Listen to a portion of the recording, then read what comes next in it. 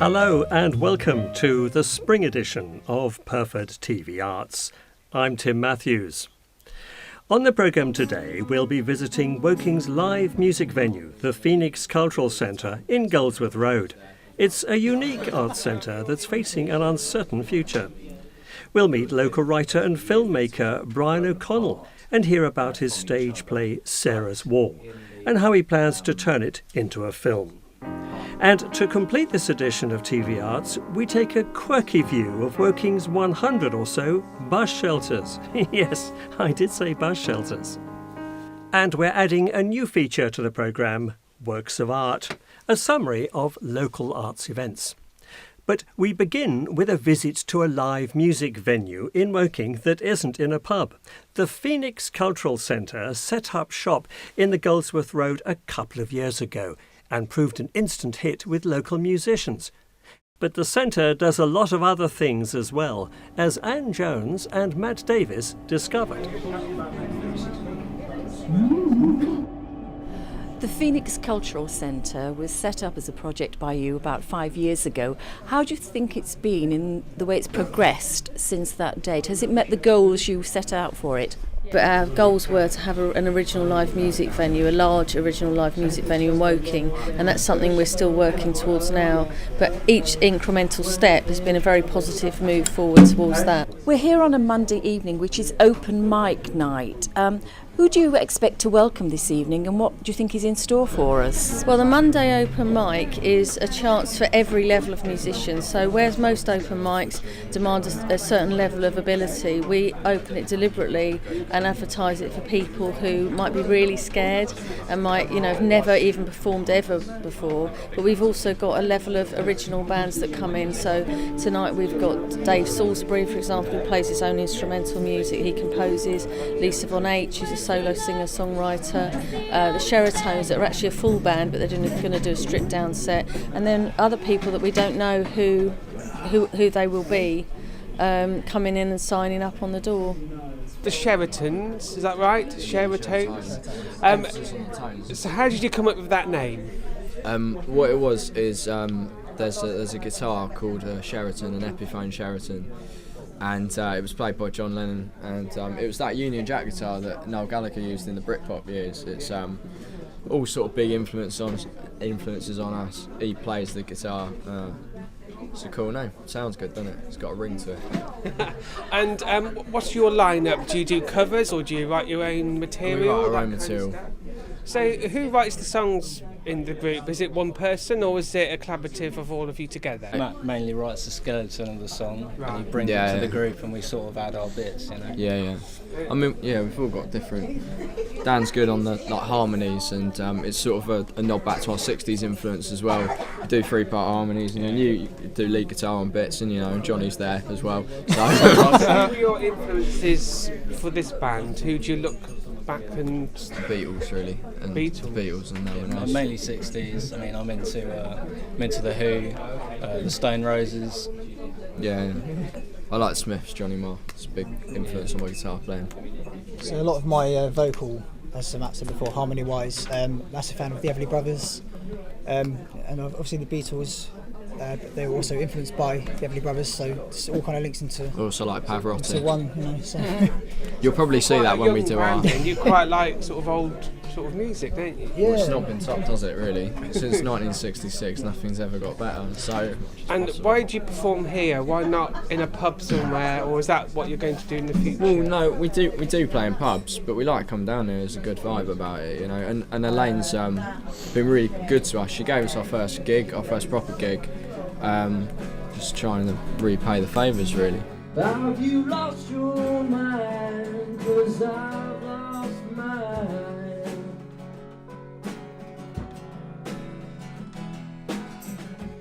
I've been drifting for so long, I've lost track of the time.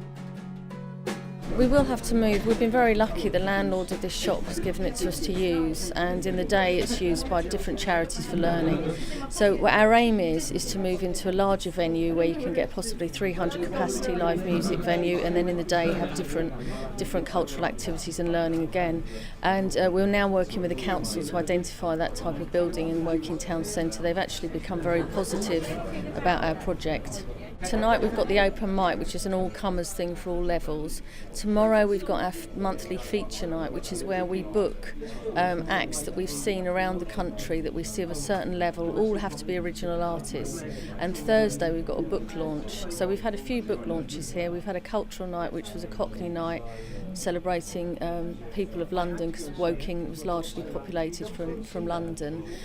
We've had various different things. We've had gongs and bowls demonstrations. We do learning in the day for people who are out of work, confidence building, and so on and so forth. It's endless, really. But this first poem I'm going to read is about trains. It's about a brief encounter on the train coming out of Waterloo one night. And it's called the 2153. The train was packed. I apologised for the pasty. She said she quite understood. I know, you just couldn't resist. Her first day back, after taking time off for a gallstone, extracted where no man should go. Very curious, this. She confessed to dreams of starting an allotment. I told her the tale of my gardening years, defeated by weeds. As our knees touched, I also mentioned, for no good reason, the price of cake in National Trust cafes. Me too. Victoria jam sponge, she agreed.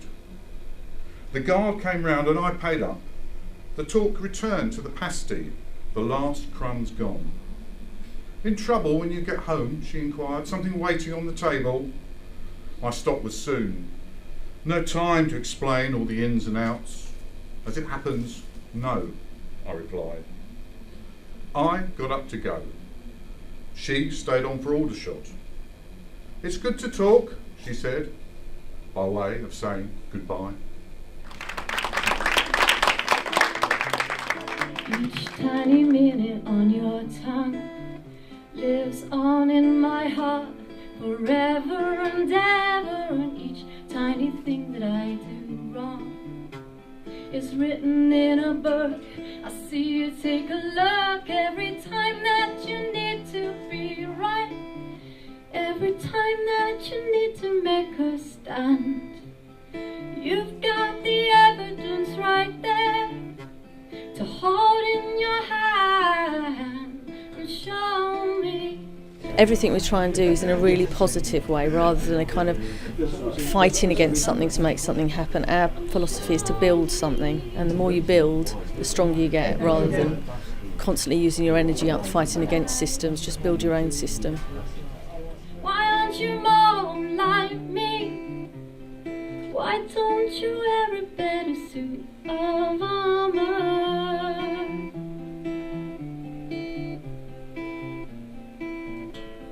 Suit of armor.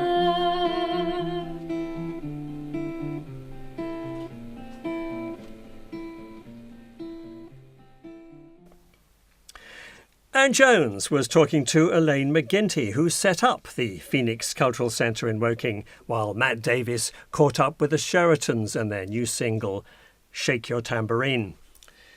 Now, not many people know this, but the borough of Woking boasts over 100 bus shelters. Sometimes we ignore them. Sometimes they provide very welcome respite in inclement weather.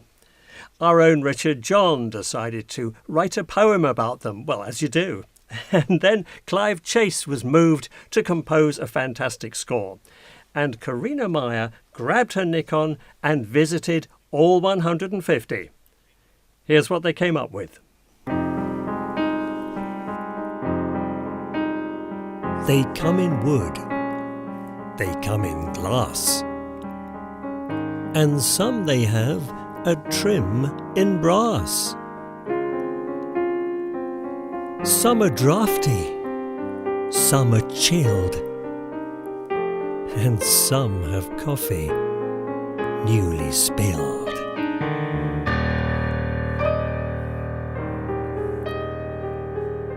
perhaps a paper in the corner, or a ticket that's a goner. But when it's raining in the night, they're all a very welcome sight. They come in blue, they come in green, and some they come in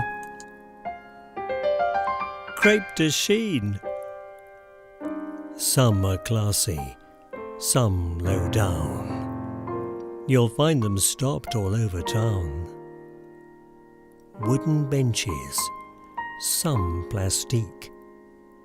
But if you're waiting, fantastique. And then hurrah, the bus arrives. You'll wait a mo for your goodbyes. And when my time at last shall come, my last bus ride when said and done, do you think I'd want a fancy grave, a sepulchre, a dismal cave? By Jove, them all I'd rather swap for somewhere that the buses stop, and make it blue or even green, but please don't make it crepe de chine.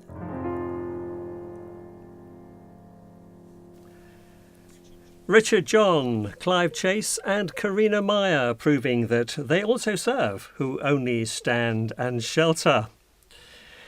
Local writer, songsmith and filmmaker Brian O'Connell has many strings to his creative bow. He's just completed a new play for the stage called Sarah's War. He took to writing when he retired from teaching 7 years ago. Now he also directs films and in his spare time writes the odd song. But when you do so much and clearly enjoy every moment of it, what is the one passion that drives all these activities together? Anne Jones went to meet Brian O'Connell to find out.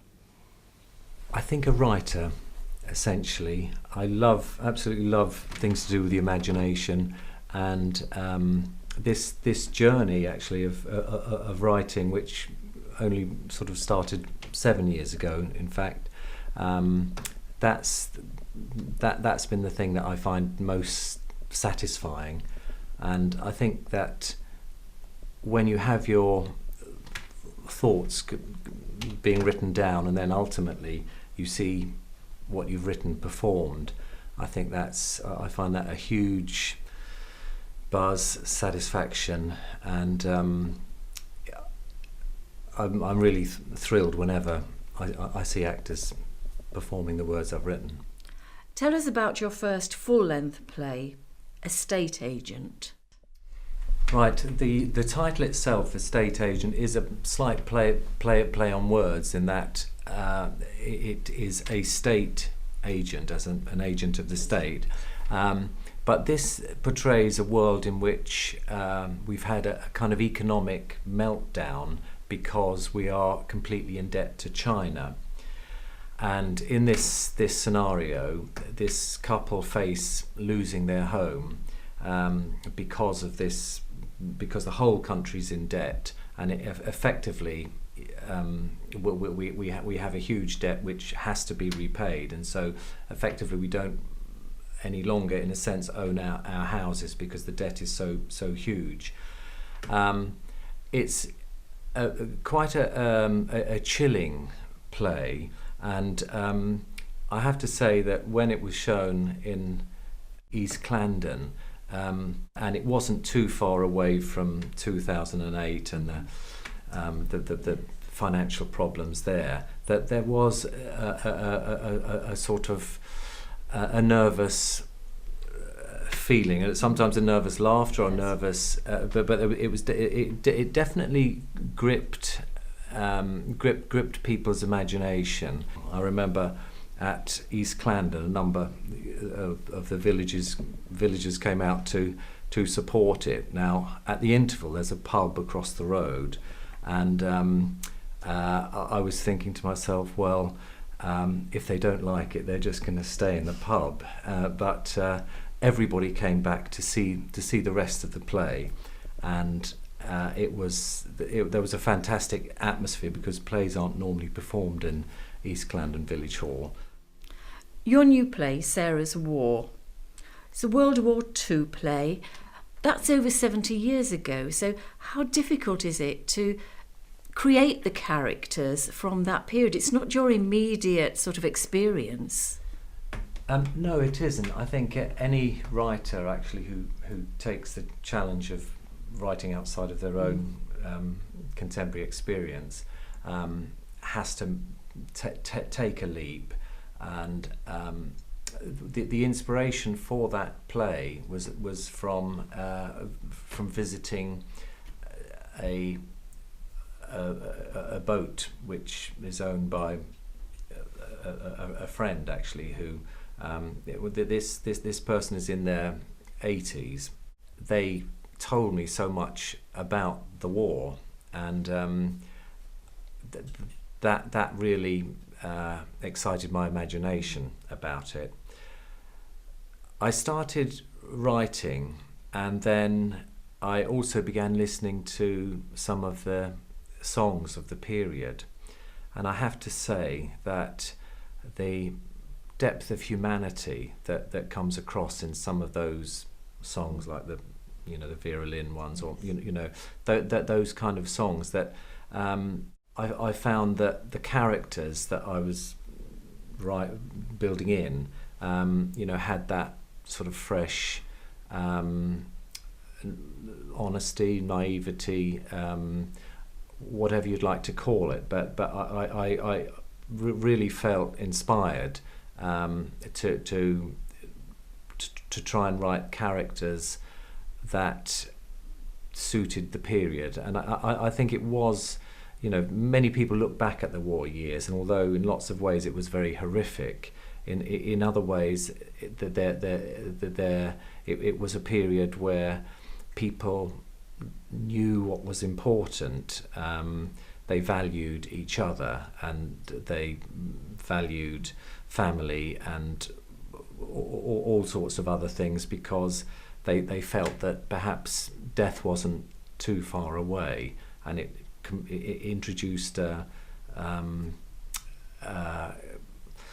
more vivid realization of what it is to be human, and what it is to laugh and to cry and to love, and all of those things. So it was a rich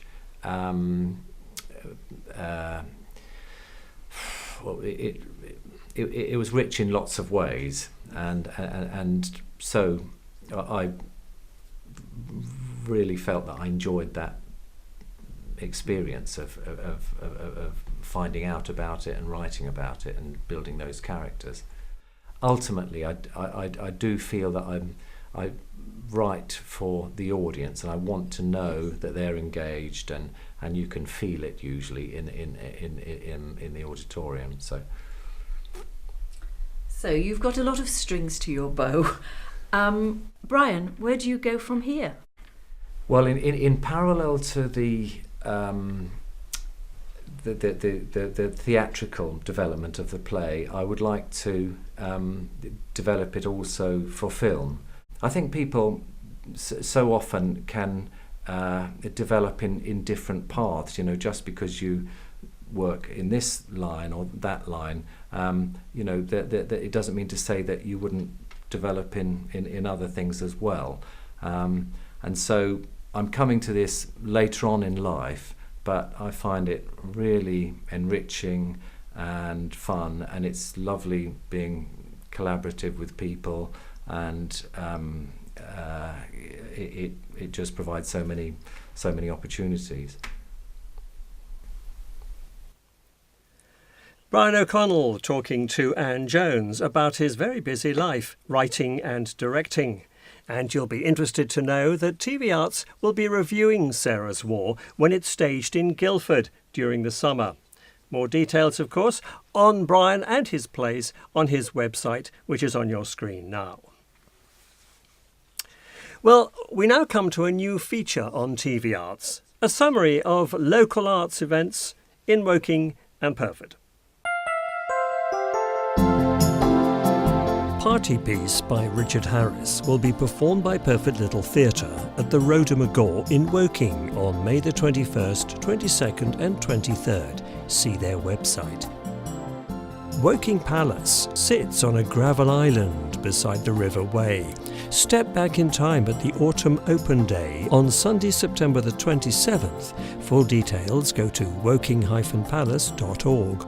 Woking Drama Association stages its annual drama festival in October from the 6th to the 17th. Details on their website www.wokingdramafestival.co.uk. The Woking Arts Fair takes place on Saturday, October the 10th in the centre of Woking. The fair will showcase the work of both professionals and amateurs engaged in the arts in Woking. Well, that just about wraps up this edition of Pyrford TV Arts. Remember that all the background to today's items can be found on the TV Arts website, www.pyrfordtvarts.wix.com/arts. Thanks to all our guests for their contributions to the programme. A new edition of TV Arts returns to your screen in the autumn with a preview to the show on the website just before then. And of course, you can always follow us on Twitter at Pyrford TV Arts. I'm Tim Matthews, and from all of us in the Pyrford studio, thanks very much for watching, and we'll see you in the autumn. Until then.